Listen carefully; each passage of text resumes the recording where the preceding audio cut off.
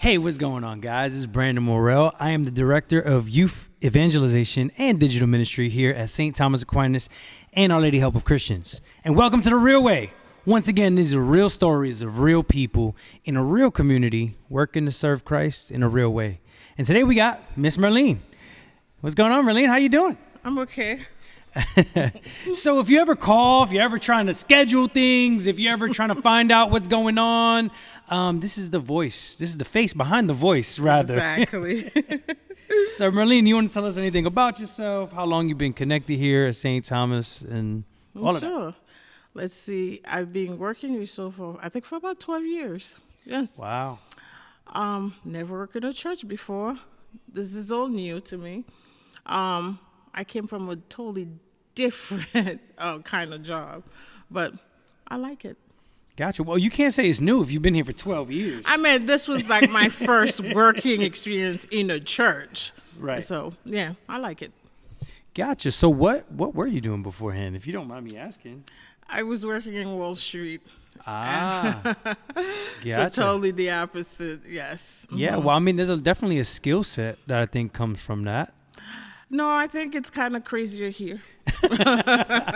Because I had one job to do. Here, working in the church, you have multiple hats. So, yeah. It's a little So explain a little bit about, like, those different hats. Like, Well, okay, I'm the secretary, of course. I'm Father doing secretary. I'm the parish secretary and everything else in between.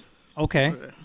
So when you say secretary, again, because let's not assume that people know what's going on, right? Because I think sometimes even for the average parishioner, sometimes they think like, oh yeah, just Sundays, and they don't even think about what's happening the rest of the week. Sure. Oh, the priest is there to do the mass, and then doesn't know all other stuff that's going on. No, there's more than other stuff. Like we have so many different things going on. We got youth group, we have adult program, we have religious. It's like there's so many things going on. So you pretty much get involved in all these, things that's going on. So, and Father Dwayne now have like a third parish. So Father Dwayne is in charge of a lot of different things. It's not just the pastor of St. Thomas or Lady Help of Christian or St. Brendan the administrator. There's a lot more to it. He's in charge of the Black and Indian mission. That's work. He's in charge of the school futures in education. That's work. Right. So he's all over the place. So I'm kind of involved in all these things because I'm a secretary. Yeah, so and you're the handling parish secretary too at the same time. So you're handling the phone calls, you're handling the paperwork, the emails. Exactly. Yes. Right. So what would you say is different? I mean, obviously from Wall Street to coming here, and I know that the level of work is one part of it, but also just in parishes, because there is a unique thing about this Our Lady Help of Christians in St. Thomas community. What would you say is different for you? Well, I like working, in the church, especially here at St. Thomas. It's very laid back. I actually, when I used to work in Wall Street on Sunday, I was dreading it because I have to go to work on Monday. Yeah, actually, if Father don't tell me to come 7 days a week, I will. The atmosphere is nice. The people that I work with is nice. So the environment is nice. So a lot of time my friends will say, oh, you still work at the church? I'm like, yes, I do. Because of the environment. And it's convenient. My son go to school like 2 minutes away from me. If there's an emergency, I'm right there. So I love it. Yeah, so you would say even that's a part of the community. Exactly. And I love this community. Yeah. So, okay, walk us through I know there's the phone calls and the emails, like the secretarial stuff, but the day-to-day things that I think that you feel like are giving you life, or like they're encouraging you to getting you, the further, because you said, you love coming, you come if you need to, but what are those things that like, give us some hints of that?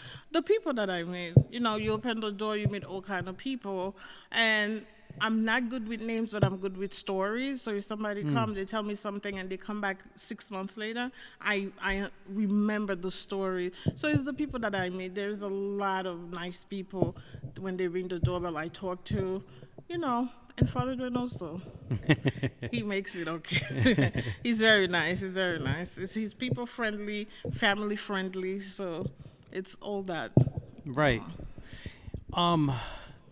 So, okay. The stories is a big thing. And one of the things I realized as I talk to more people here, one, this is a very diverse community, not age-wise, ethnic-wise, cultural, That's all one these of the things. stuff I love too. Like you could have a conversation with an 18-year-old and you could have a conversation with a 20-year-old. Even in directory, some of the youth that works with us, like Christian, you could have a conversation, even though I could be his mother, and then he could have a conversation with me. I could have some conversation with somebody else. But the diversity here, I like it. The reason also, if you, after Mass, you stand on that step and you're watching people talk. It's not a group of older people talking by themselves, Black, Hispanic. Or it's like everybody's talking to one another. Everybody knows everybody. So that's that community. Right. So, okay, yeah. And what I was saying with the story thing is like, one of the things I've been noticing as I talk to different people, the importance of being seen, right? Like living in New York City, sometimes like you're just a face in the crowd. Oh, it's true. So, like, how powerful do you think it is to like have your story heard and known, right? Even as we document some of these stories and doing these conversations, well, especially as someone like, again, you're taking in a lot of people's stories. So what do you think is the power and importance of that? Actually, well, like, okay. I don't know where to begin. Every story is different. But at the end of the day, all stories are connected. Like the other day somebody came out and I was talking to them. Their brother and their father died during COVID. My mom died during COVID. So there's that connection. I was talking to them for like hours in the rectory.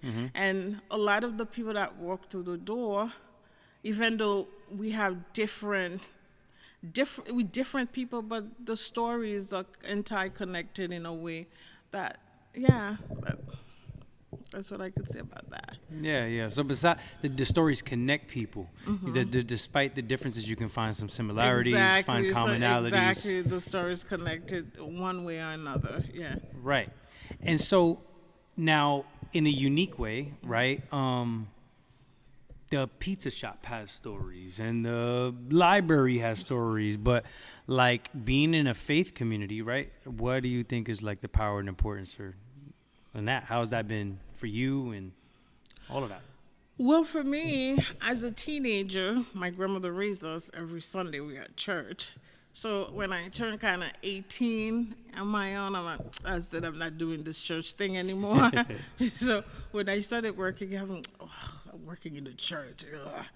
But, working here kind of bring me closer to the church. Like I'm trying to raise my children the way my grandmother raised me. But it's because of the church. That's why I'm able to work here. And even though I push it away as I grow up, as a teenager, but as an adult, I have children. I said they have to, there's more to it than just go to school, go to work. They have to learn about the faith. And I start working here, I kind of, talk to the priests and going to church more. I want to go more, but it's all that, that I find like sometimes like I drop my son at school. He started at 8 and I started here by 9, and I will sit in the church for that 30 minutes, trying to get connected, be connected, talk. Somebody probably come in and say, this lady's talking to herself, but I'm actually talking to myself. I find it at peace that I could just sit here like I'm talking. I feel like God is sitting next to me, like I'm talking to him as a friend. And it's all that is because of working here, I'm pretty sure if I wasn't working here, I wouldn't take it as serious. Like, I'll go to church when it's Christmas time or Easter time. But it kind of brings focus a little bit more because the way my grandmother said, if you could get up and go to school, you get up and go to work, you go partying. You got to wake up and go to church and go give thanks to the Lord. So, we're working into the church to kind of bring me closer to my faith. Right. And yeah, you said a couple of things there about like relationship, right? And it's come up different ways, one the relationship with the people, but even that personal relationship with God, with Jesus himself. Because I think sometimes, right, this is not everywhere or whatever, like the faith can be head knowledge, right? Like, oh, learn these little Bible stories and these facts and these catechism points, but that relationship with Jesus. And then there's some people that say it's only relationship, and it's not. I think the beauty of this community is a little bit of all of those things, Exactly. right? We're learning, we're growing, we're teaching, but it's all geared towards that personal relationship with one another and with Christ. Exactly. Yep. Yeah. Give me just some, I don't know, some high stories. Like, I don't know, just one or two moments that you feel like glory stories. Let's call them that. That being here from the people you've met, etc. I when I first started here, I really did not like it because it's way different than what I'm used to. But I met a couple of parishioners.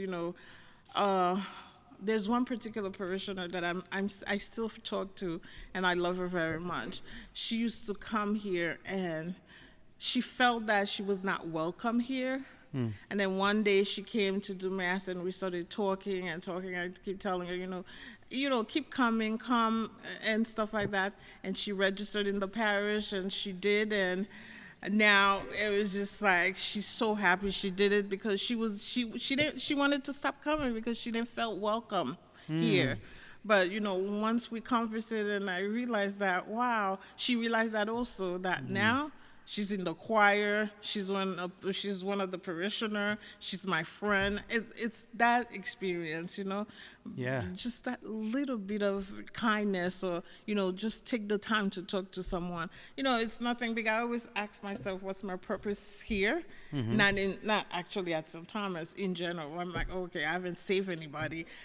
But deep down, when somebody comes, they sit, they cry, they have a conversation. Sometimes I'm like, oh, maybe I'm not meant to do this, but it's my gift is to just talk to someone, make them feel better. But because of here, I learned that. Right. I never thought I could, but Yeah, well, I think that's powerful too, right? Because I think how many parishes, how many places people come every Sunday, they have all their kids baptized or whatever, and they sit in the same pew and never turn to the left or to the right to talk to the person next to them, and they don't know that they don't realize they're doing it while they're doing it, but they're actually making people feel not included or not welcome, they're not connected or not.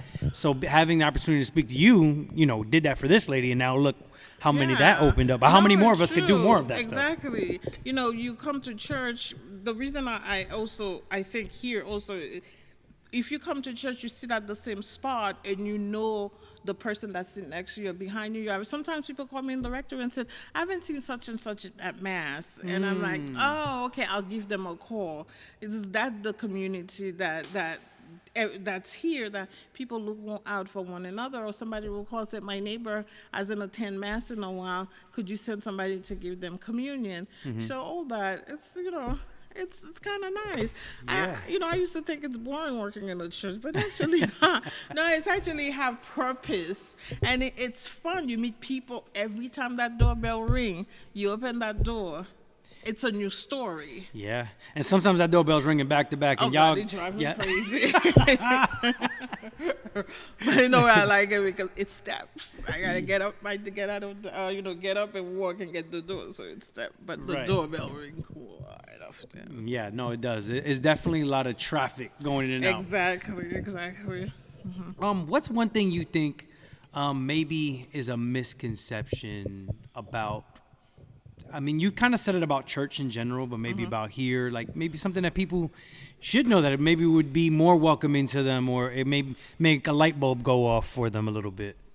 Well, I think sometimes, we have a routine. We come to church and we go home. There's so many things that's going on. You could try to get involved. Or if you have a question, call the rectory or stop one of the priests, because if you don't stop us or you don't call, we won't even know what you want or what you need, or, if you're going through something. But people are used to their routine. They don't, they don't call, they don't reach out. And I can't help you if you don't come to me and say something. Right.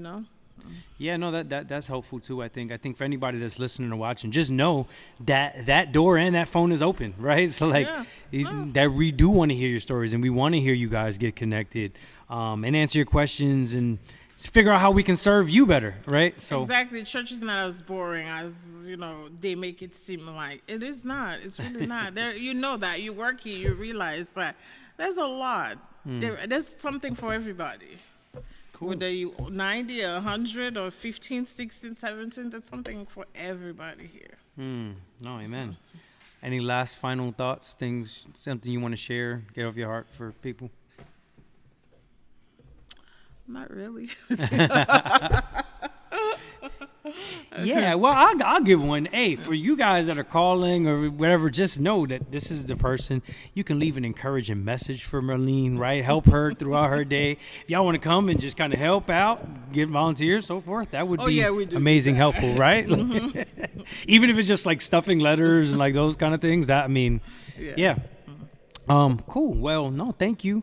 Again, this is The Real Way, real people, real life stories, real community, trying to serve Christ in a real way. And we just pray that this, one, inspires you. Come, get connected with us. You can see all the mass times on our website. You can call and find out about that. Get involved in religious ed. Get connected to one of the event committees or group we have. The many group we have. Yeah, young adult, youth. Senior, we have friendship club for the seniors. There's everything. Yeah, so we hope this inspires you to get connected in a real way. Or if you're somebody who stumbles onto this and you're in a distant place, maybe you're not right here in Brooklyn, we pray this inspires you to get connected in your own local community, local parish, and serve Christ in a real way. Thank you guys, and God bless. Peace.